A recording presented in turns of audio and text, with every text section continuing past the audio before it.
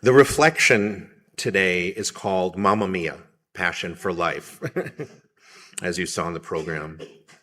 And today I'm going to do something just a little bit different, but not unusual. If you've ever been to a church before, a more religious church, you've seen this being done.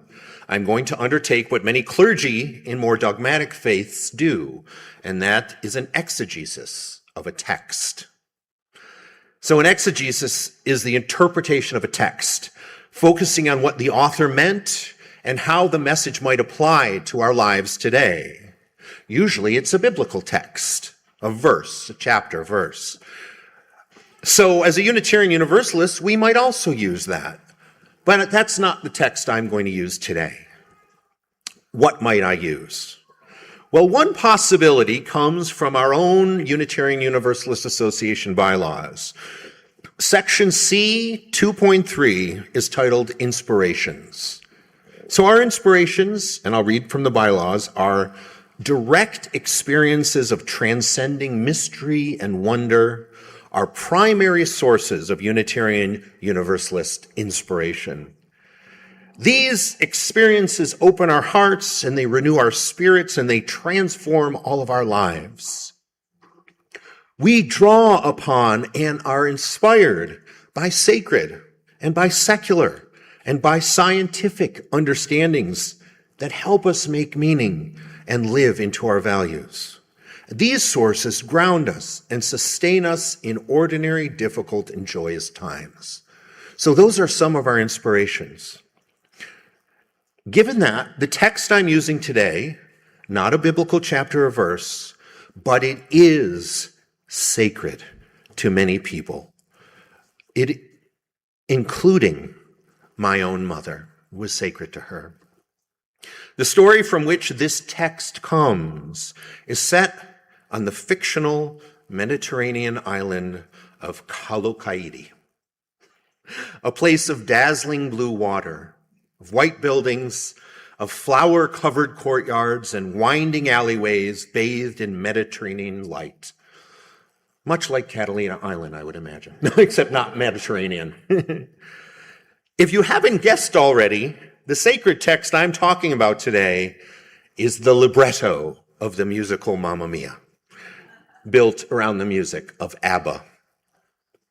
So there are many lessons to be found in Mamma Mia. It reminds us that family is built not only by blood, but by love and by connection. It encourages us to embrace rather than to erase our pasts. It celebrates friendship and resilience and the courage to define ourselves on our own terms. And ultimately, the characters in Mamma Mia discover joy, not through certainty, but through choosing life fully, even amid uncertainty. So this morning I want to connect those themes, especially the lessons of motherhood and my own mother's life, to one song in Mamma Mia in particular. This is the text. It's called I Have a Dream. The first step in an exegesis is to lay the foundation, which I talked about, the text and the context. The next step is to read it and break down the main themes. So the song lyrics of I Have a Dream start with the following. I have a dream, a song to sing, to help me cope with anything. If you see the wonder of a fairy tale, you can take the future even if you fail. I believe in angels, something good in everything I see. I believe in angels. When I know the time is right for me, I'll cross the stream. I have a dream.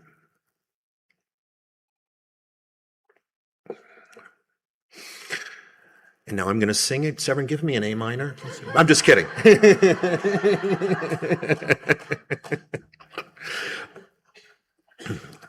The central message of the song is remarkably simple. That human beings need something that helps us move through life with hope. A dream, a story, a song, a sense that joy and meaning still exist, even when life is difficult. This song suggests that success is not the absence of failure, but it's the willingness to continue moving toward life anyway, even with failures. And my own mother believed this intensely. And the lyrics of the song continue. I have a dream, a fantasy to help me through reality. And my destination makes it worth the while. Pushing through the darkness, still another smile. So when my siblings and I were young, my family struggled quite a bit. But even during our own darkest moments, my mother constantly reminded us that there was always joy to be found somewhere. This was her message. She believed in the angels of our better selves. She understood that while we cannot always control what happens to us, we can control how we engage with life. She believed deeply in finding a figurative and often a literal song to sing through hardship. And she really did sing. She sang loudly all the time and joyfully. Whenever inspiration struck, she would sing. The ironic thing is that she absolutely could not hold a tune. I think I inherited her sense of tone. Anyway, the ironic thing, but that didn't matter. It didn't matter that she couldn't hold a tune. It made her happy. And because it made her happy, it made the rest of us holding our ears happy too. So the song concludes with the chorus again. I have a dream, a song to sing, to help me cope with anything. If you see the wonder in a fairy tale, you can take the future, even if you fail. I believe in angels, something good in everything I see. I believe in angels. When I know the time is right for me, I cross the stream. I have a dream. I cross the stream. I have a dream. The lyrics speak to the importance of imagination and hope in surviving reality. The reality that Juliet Warden Howe talked about. Reality is hard. Life includes disappointment and grief and exhaustion and uncertainty and struggle. But my mother always carried some vision of joy with her, and not as a denial of reality, but as resistance against despair. Later in life, my mother went back to school and she built a new career. But career success was never really the center of her dream. The deeper dream was something much more radical. She wanted her children and the people around her to understand that life's darknesses did not get to have the final word. Her goal was to live each moment as fully and joyfully as possible. She used to say to us kids, not that she had much money, but sorry kids, there may not be any money for you when I die, because I'd rather spend it living with you now. And she meant it. She believed our time on earth was meant to be enjoyed, experienced, not merely endured. The way she practiced that belief was through fun and laughter and adventure and connection and making memories with the people she loved. And that's part of why Mamma Mia mattered so much to her. No, it wasn't random that I chose this musical for today's exegesis. My mother probably saw Mamma Mia. She saw Mamma Mia definitely more times than anyone I've ever known. She was an absolute super fan. She attended productions in cities around the world, often multiple times. She must have seen it in New York alone, close to 20 times. Yeah. She loves Meryl Streep, but she thought she was too old for the movie, but that's another matter. She did a great job, though. So for my mother, Mamma Mia was more than entertainment. It was joy incarnate. It was wonder. It was one of her sacred inspirations. It was permission to live vibrantly and unapologetically. It was her reminder that life could still be playful and beautiful even after heartbreak and disappointment, aging, or struggle. And I think that's why the musical resonated so deeply with her. Underneath all the comedy and the music is that profound affirmation of life itself. My mother achieved many outward successes, but I truly believe her greatest achievement was that message, was the way she modeled how to love, the way she loved, the way she insisted on living joyfully in each and every moment. And to better illustrate that, I want to conclude by sharing the story that I told at my mother's memorial. I may have shared this with you all before, I'm not sure, but I'm going to share it again. Can you turn my lavalier up a little bit? Thanks. We have Nova here, who's new. All right, can people hear me now? All right, so as many of you may know, my mother died last September, or you may not know. But yeah, I'm going to put this down. So she died last September, and people talked about her. She was a force of nature. People talked about her at her memorial. They talked about Dr. Mickey Berg, the woman who raised 6 children, and then after that went back to school to get her master's degree in her 50s, her PhD in her 60s. They talked about her becoming a speaker and a coach and an author. And they talked about how she taught everyone. Oh, you might want to turn the pulpit down a little. I think there's a little feedback. They talked about how she taught everyone that not only was it okay, but it was actually wonderful to be a Raggedy Ann in a Barbie world, as she used to love to say.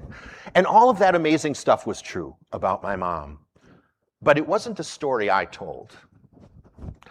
I remembered my mom from many, many decades earlier when I was a little boy. I could picture her holding court on our front yard just outside the outskirts of Detroit. I remember this vividly. She was regal. She looked regal to me.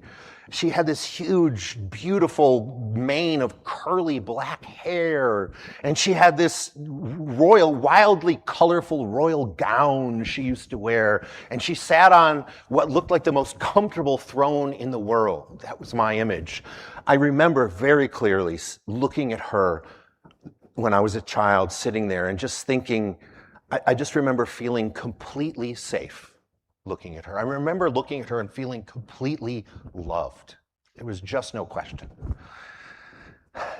And as an adult, I'll translate that image for you. So the throne was one of those rickety lawn chairs with the woven plastic straps. You remember half of them snapped and dangling, and the other half were fused to her skin in the Midwest humidity. And the regal hair was the 6 kids in no time updo. and the queenly gown, the wildly colorful gown, was a muumuu, the unofficial uniform of the exhausted housewife and mother. We lived in a tiny bungalow back then, 8 people in a house barely suited to fit 4. And my dad was a teacher, which meant that we were financially imaginative. But interestingly, we were also what I call wealth adjacent. Because you see, my mom's sister was very wealthy. I mean, Detroit famous wealthy. And we used to visit my Aunt Florine's house on occasion, family gatherings, etc. It was like traveling to another planet from where we lived. I mean, even as a young child, I knew that was not our world. We just visited, returned to the real world. On one of those visits, though, to my Aunt Florine's mansion, I ate something that was like the best thing I ever tasted in my life. The best thing I ever tasted. It was slightly sweet, like the perfect amount of sweetness. And it was like the perfect texture. Like I love chewy things. And it came with a tangy red sauce. You could dip it in and enhance the flavor even more. And I was obsessed. I could not stop talking about shrimp cocktail. So one day soon thereafter, my mom gets me alone in our tiny house in the real world, which was a miracle in itself. With a house filled with 6 kids under 10 years old, to get one of them alone was next to impossible, but she did it. She sits me down on our card table that passed for a dinner table, and she says, "Josh, I have a surprise for you." It's a true story. And she proceeds to push this colorful bucket in front of me. And I open it up to reveal what appears to be crumbs. And I say, "What is it?" She looks surprised. "Shrimp," she says confidently. No, it's not shrimp," I replied. She said, "Sure it is. It's just prepared differently than at Aunt Florine's house." It wasn't the shrimp cocktail. And this was one of those. So anyway, I'll get to that. I took a bite because I was young and I figured, with renewed excitement, okay, this is shrimp. I'll like it. I took a bite and I got mostly breading, with a few shrimp-like pieces of meat hiding like they were on witness protection. This was one of those buckets from, I don't know if you remember the fast food seafood restaurants, which was, contradictory term if I ever heard one. Anyway, and it was terrible. I mean, it was truly, truly awful. And I like anything. But here's the thing. As I sat there eating it, something struck me. My mom had remembered. In a house of 8 people, complete chaos all the time, no money, no time, my mom had remembered that I said I love shrimp.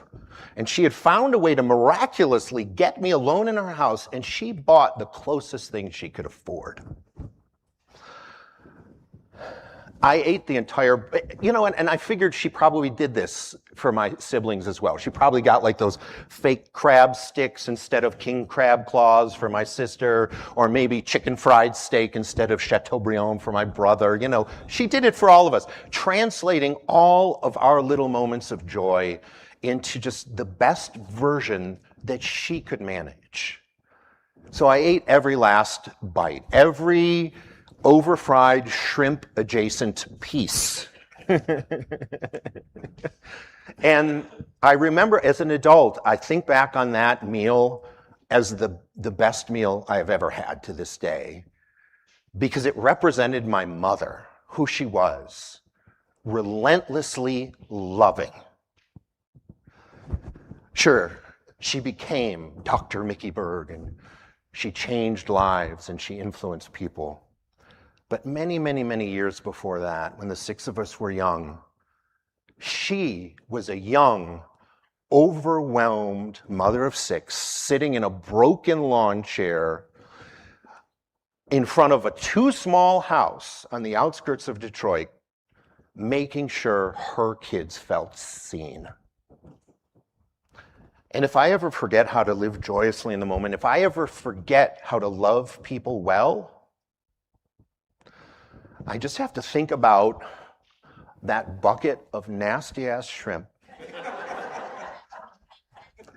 And I remember. And that's the story I told at my mother's funeral.